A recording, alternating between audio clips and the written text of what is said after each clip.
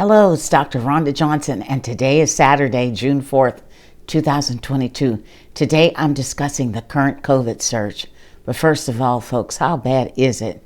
Well, as of yesterday, 93% of the United States is experiencing moderate to high community transmission. And folks, that's not where we want to be. Almost 70% of the counties in the United States are at the highest level of transmission according to the CDC classification.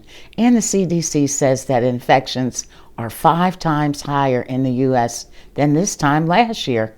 It also just seems to me, now this is my opinion, that no one is listening to the CDC anymore, because according to the CDC guidelines for high-level community transmission, people are advised to wear a mask indoors.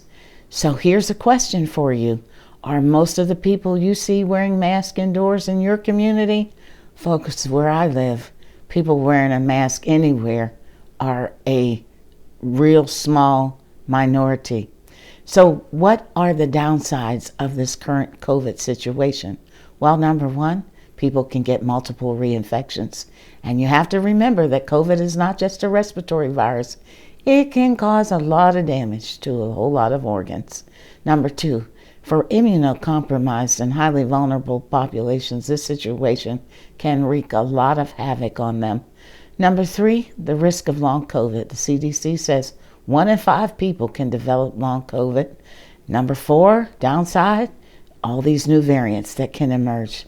The variants that are more contagious, more vaccine resistant, more resistant to current therapies, and also new pathogenic, more pathogenic variants.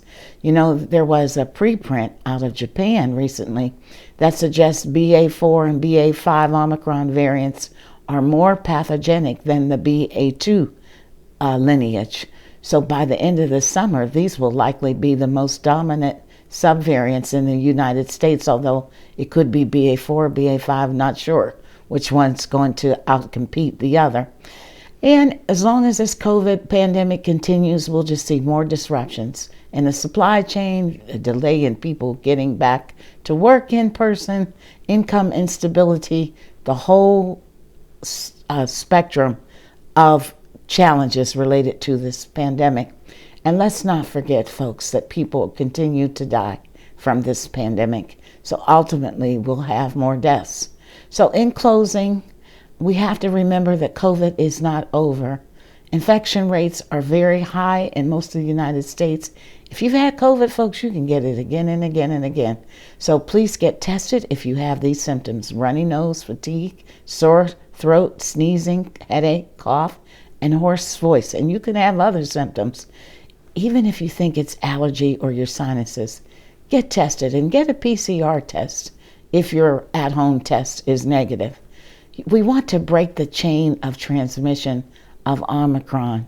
And a reminder to don't forget to get vaccinated. It is never too late to get vaccinated if you have not been vaccinated yet, or to get your booster if you're eligible. That's my message today. Stay safe and take care, folks.